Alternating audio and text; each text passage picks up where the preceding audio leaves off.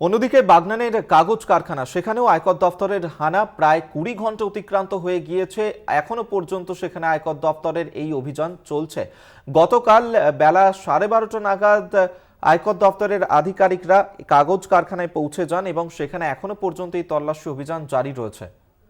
আক্তারুল খান আমাদের সঙ্গে টেলিফোনে রয়েছেন প্রতিনিধি। আক্তারুল, এখনো পর্যন্ত সেখানে কি আয়কর দফতরের এই হানা চলছে, কি আপডেট পাচ্ছ? একদমই দেখো অভিক, এখনো পর্যন্ত আয়কর দপ্তরের আধিকারিকরা এই যে বাগনান যে প্রথম যে কৃষ্ণা টিসি প্রাইভেট লিমিটেড নামে যে কাগজ কারখানা রয়েছে সেই কারখানার ভিতরে রয়েছে। 23 ঘন্টা হতে চললো, এখনো পর্যন্ত আয়কর দপ্তরের আধিকারিকরা ওই কারখানার ভিতরে টানা তল্লাশি চালাচ্ছে। তবে এখনো পর্যন্ত কিছু জানা যায়নি যে কি কারণে এই কারখানায় আধিকারিকরা হানা দিল বা কোনো নথি উদ্ধার হয়েছে কিনা। এখনো পর্যন্ত সেভাবে কিছু জানতে পারা যাচ্ছে না। তবে অন্যান্য দিন যেভাবে কারখানা চলে সেই স্বাভাবিকভাবেই কারখানা চলছে, যে ভিতরের কর্মীরা বাইরে বেরোচ্ছে এবং বাইরে থেকে নতুন করে কাজে যোগ দিচ্ছে, তাদেরকে চেকিং করে তারপরে তাদেরকে ভিতরে ঢুকতে দিচ্ছে। যে কেন্দ্রীয় বাহিনীর জওয়ানরা মোতায়েন রয়েছে কারখানার সামনে, তারাও সেই সব কর্মীদেরকে সমস্ত কিছু চেক করে তাদেরকে ভিতরে ঢুকতে দিচ্ছে এবং তাদেরকে বাইরে বার করতে বেরোতে দিচ্ছে।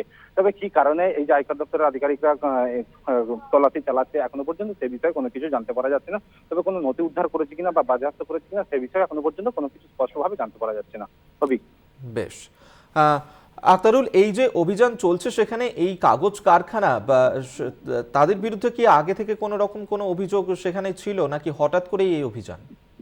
না, একদমই দেখো সেভাবে কিছু আগে থেকে কোনো অভিযোগ ছিল কিনা সে বিষয়ে এখনো পর্যন্ত কোনো স্পষ্ট কিছু আয়কর দপ্তরের কাছ থেকে জানতে পারা যাচ্ছে না। তবে গতকাল দুপুর 12:30 নাগাদ হঠাৎই 8 থেকে 10টি বেশি গাড়িতে করে আয়কর দপ্তরের আধিকারিকরা আছে এবং তাদের সঙ্গে রয়েছে কেন্দ্রীয় বাহিনীর জওয়ানরাও রয়েছে। যে কারখানার যে মেন যে গেট রয়েছে সেই গেটের সামনেতে কেন্দ্রীয় বাহিনীর জওয়ানরা মোতায়েন রয়েছে। তবে ভিতরে যে অফিস রয়েছে সেই অফিসের ভিতরেতেই আয়কর দপ্তরের আধিকারিকরা রয়েছে। তবে কি কারণে এই হানা বা কেন প্রয়োজনীয় কোনো নথি উদ্ধার হয়েছে কিনা সে বিষয়ে এখনো পর্যন্ত কোনো কিছু স্পষ্ট জানতে পারা যায়নি। কবি, বেশ, আপাতত ধন্যবাদ তোমায়। আক্তারুল খান আমাদের সঙ্গে টেলিফোনে ছিলেন প্রতিনিধি। অর্থাৎ এখনো পর্যন্ত 20 ঘন্টারও বেশি সময় অতিক্রান্ত হয়ে গেছে, এই তল্লাশি অভিযান জারি রয়েছে। তবে কি কি উদ্ধার করা হয়েছে তা যদিও এখনো স্পষ্ট নয়।